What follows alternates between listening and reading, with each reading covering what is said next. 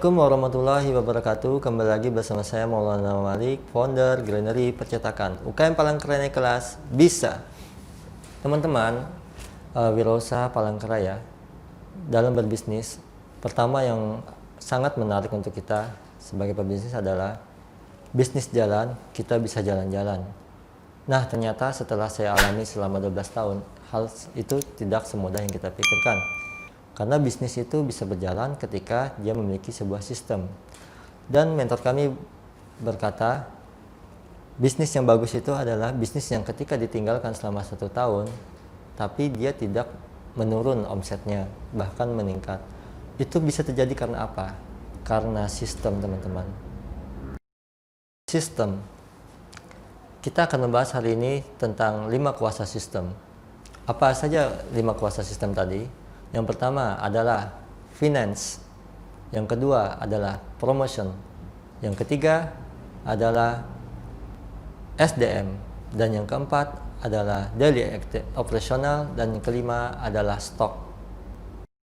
Yang pertama teman-teman, sebagai pondasinya adalah finance. Finance adalah laporan-laporan keuangan. Jadi laporan keuangan yang biasa kita miliki sebagai UMKM biasanya hanya sekedar arus kas, berapa uang masuk, berapa uang keluar. Sebenarnya dalam finansi itu ada 3 laporan yang harus kita miliki sebagai dasarnya. Yang pertama adalah laporan rugi laba, yang kedua adalah laporan neraca saldo, dan yang ketiga adalah laporan perubahan modal.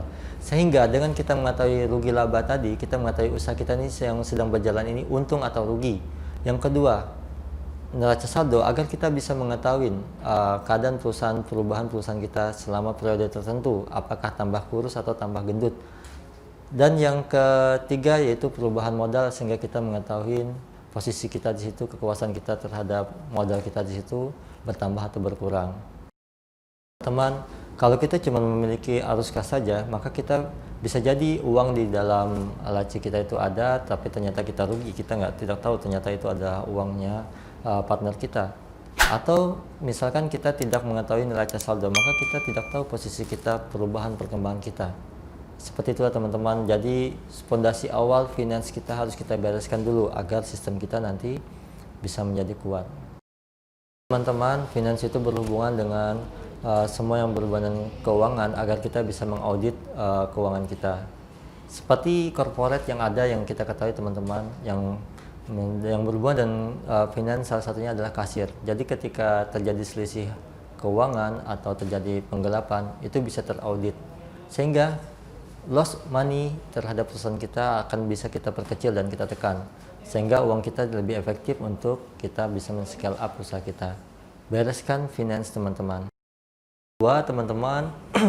Yang kedua teman-teman yaitu adalah promotion. Promotion ini adalah usaha kita memperkenalkan produk kita keluar, bagaimana supaya penjualan kita teratur. Kita berbicara tentang sistem teman-teman. Sistem itu adalah sesuatu yang teratur. Jadi kita promosi kita itu bagaimana ketika kita tinggal tetap terjadi promosi di perusahaan. Tentunya promosi juga berhubungan dengan finance juga ya teman-teman. Jadi anggarannya berapa yang kita budgetkan untuk 1 bulan, 1 tahun untuk promosi, dan target untuk pencapaiannya berapa. Jadi promosi di dalam UMKM itu biasanya sesuai dengan keinginan dari ownernya. Nah, kalau kita membuat sebuah sistem, maka itu kita rembukan bersama tim kita dan kita budgetkan. Dan budgetkan itu bagaimana supaya terpantau pengeluaran budget promotion tadi dan efektif. Nah, di situ kita harus membuat sistemnya sehingga promosi kita efektif dan menghasilkan, dan perusahaan kita bisa tertopang. Karena marketing adalah ujung tombak dari kemajuan dan bertahannya sebuah. Yang ketiga ya teman-teman, yaitu adalah SDM. SDM juga berhubungan juga dengan finance, berhubungan juga dengan promotion ya. Jadi kita merekrut SDM yang bagus, itu kita membutuhkan juga budget untuk berapa gajinya. Nah, dengan SDM yang bagus tadi, maka keefektifan promosi kita juga akan berpengaruh. Jadi memang harus kita lakukan bertahap ya teman-teman. Finance dulu kita benahin, terus kita benahin promotionnya supaya teratur, dan kemudian SDM. SDM tadi bagaimana supaya kita mendapatkan sumber daya manusia yang efektif dan pas untuk saat kita berkembang sekarang. Dan kita harus membuat sebuah aturan-aturan di dalam perusahaan atau budaya kerja ataupun SOP yang bagaimana membuat SDM itu bisa bertahan, sistem karirnya kah, sistem bonusnya kah, atau sistem gajinya. Karena SDM yang bagus itu akan mendukung promosi dan kemajuan perusahaan kita,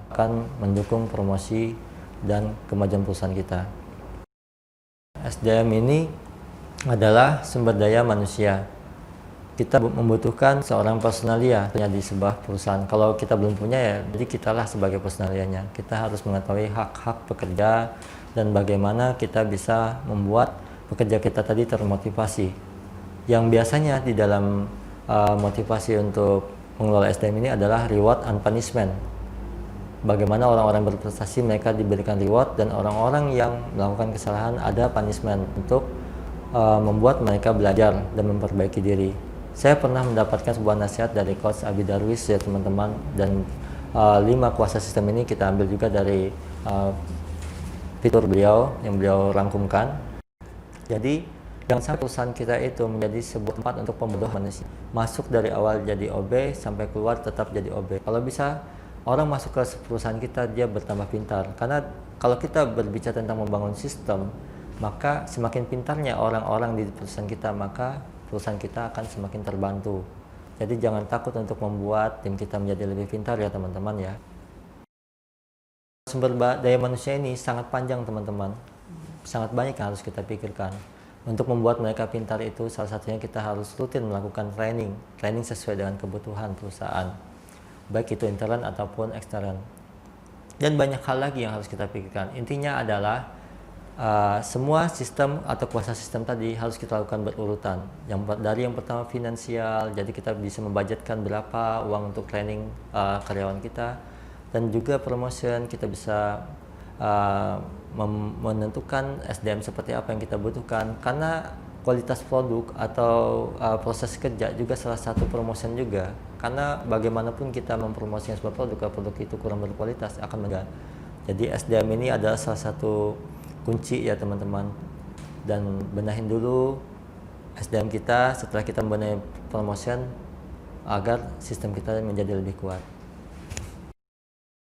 Teman-teman, kita setelah belajar tentang SDM, maka kita mempertahankan karyawan yang terbaik dan bisa membuat perusahaan kita terus berkembang.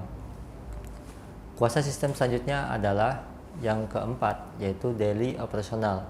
Daily operational ini adalah untuk kita memudahkan bagaimana kita memantau kinerja dari SDM kita tadi.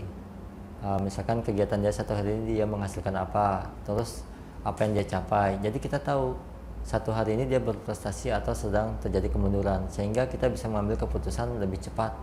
Daily operational ini sangat berpengaruh teman-teman. Jadi ada sebuah cerita dari Coach Abi Darwis. Beliau bercerita dengan ada sebuah perusahaan besar yang cuman daily operationalnya itu adalah mematikan AC. Jadi karena ada ratusan AC kan di situ, jadi ada satu orang yang tugasnya tuh dipastikan daily operational adalah mematikan AC itu sampai menghemat 500 juta dalam satu tahun ya, bisa dapat 2 buah mobil ya teman-teman. Gitu juga kita sebagai UMKM, mungkin ada daily operational kita yang kita terlewat ya, dan kami pernah mengalami di Gilenyari, kami juga disiplin tentang mematikan AC. AC difungsikan untuk kenyamanan konsumen, tapi ketika hidup semalaman atau apa itu kami bisa menghemat 1 bulan sampai 500.000. Seperti itu ya teman-teman, itu salah satu contoh daily operational. Selain itu daily operational juga membuat karyawan kita itu bekerja itu tidak bertanya lagi hari ini apa yang aku kerjakan gitu. Jadi mereka jelas, mereka turun akan melakukan ini, dan mereka tahu kapan mereka berprestasi, kapan mereka melakukan kesalahan, sehingga bisa cepat untuk dikoreksi. Seperti itu ya teman-teman ya. Mau memiliki sebuah perusahaan yang autopilot, jadi kita sendiri yang harus membuat sistemnya, walaupun kita dibantu oleh tim kita atau dibantu oleh konsultan, tapi yang pasti karena sistem itu akan berdampak sama kita, maka kita harus terlibat dalam pembuatan sistem tadi. Minimal kita memastikan sistem yang dibuat itu sangat efektif dan bagus, karena kita sebagai owner kita berpengalaman terhadap bisnis kita. Jadi kuasa sistem ini harus kita benahin dulu sebelum kita melepas bisnis kita. Ya. Teman-teman, kuasa sistem yang kelima adalah stok. Nah, stok ini sangat penting juga. Stok ada persediaan ya. Stok juga tentang pemantauan keluar masuknya barang.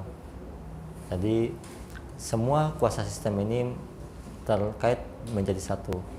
Kemampuan kita menstok barang juga tergantung dari kemampuan finansial kita. Karena terlalu banyak juga barang kita stok juga kurang bagus. Karena kita juga butuh cash flow atau cash. Jadi semua harus kita benahi berurut.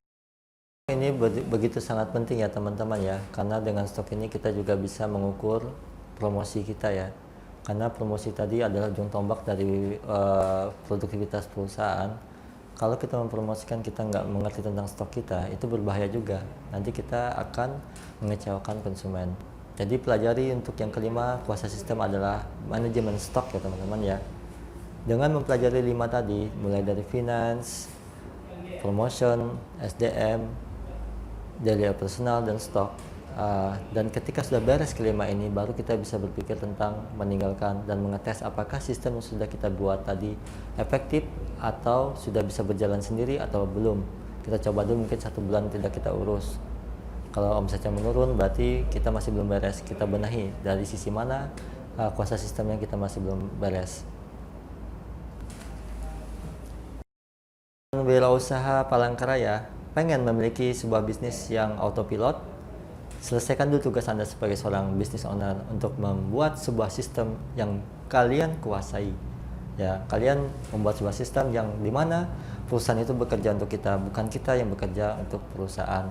Jangan malas untuk belajar ya teman-teman ya.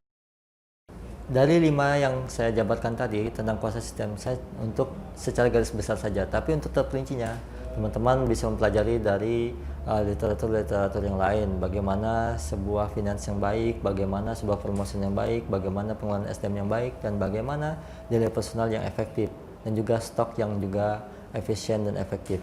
Jadi teman-teman, action kita adalah mengetahui apa yang harus kita benahin. Setelah itu kita belajar lebih banyak, karena saya masih ingat nasihat dari mentor kami, Pak Bawono. Seorang entrepreneur itu adalah seorang pembelajar dan seorang climber yang mendaki terus belajar. Benahi sistem dan kita miliki sebuah perusahaan yang bisa kita tinggal selama 1 tahun, tapi usahanya tidak turun omsetnya. Yang kita sajikan tadi, sampai berjumpa lagi ke materi video-video berikutnya. Wassalamualaikum warahmatullahi wabarakatuh. UKM Palangkaraya kelas bisa.